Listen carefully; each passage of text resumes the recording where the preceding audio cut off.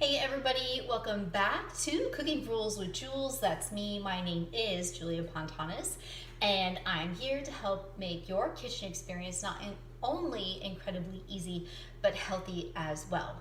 Now, today on your recipe of the week, as you can tell, I'm in long sleeves, which means fall has kind of started to sink its teeth into the south here.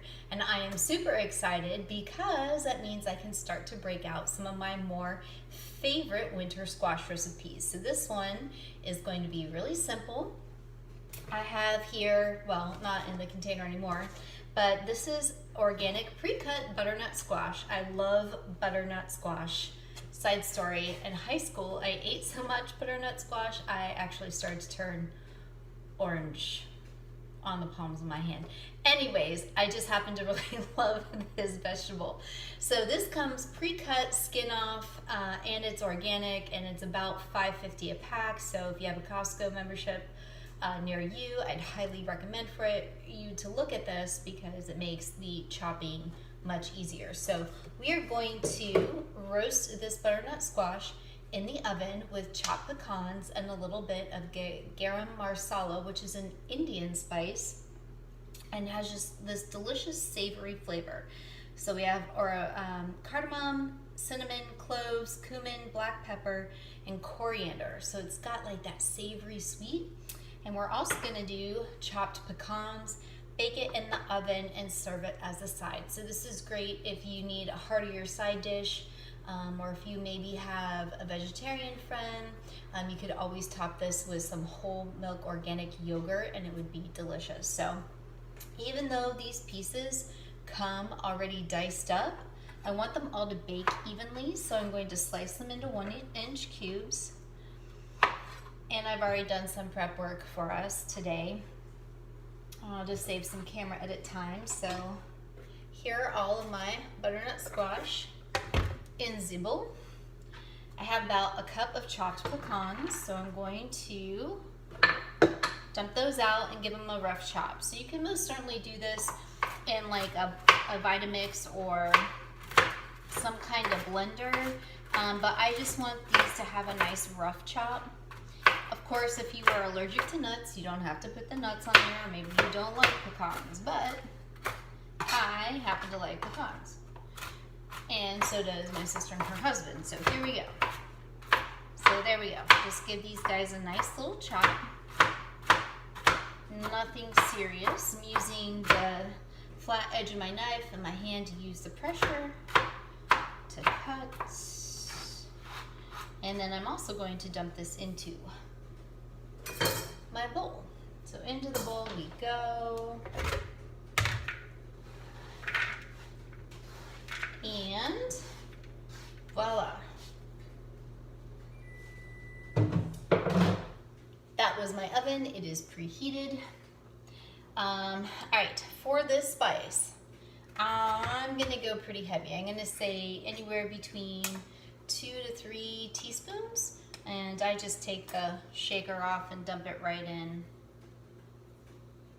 Oh yes.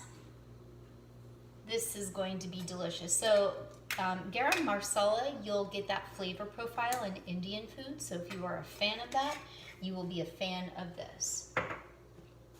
And then of course my sea salt. So I'm gonna give it pretty good dose of sea salt. Again, know your spices, know your palate. Don't just dump it in there if you don't know how much salt you need. So it's always easier to add more instead of taking out in this instance. And here I have about 1.5 tablespoons of grass-fed butter. So I'm going to go ahead and microwave that and melt it and then mix it in with my butternut squash. While I'm waiting for my butter to melt, I'm just going to give a quick stir and get all of my spices mixed in with my butternut squash. And there's the microwave with the butter. Hold that thought. Very hot melted butter, so I'm gonna go ahead and pour that butter right over the squash.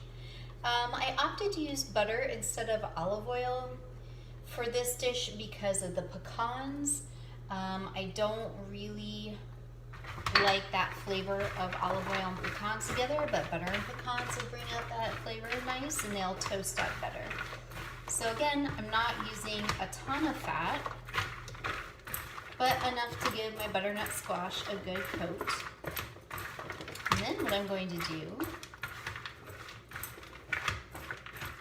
is grab my baking sheets.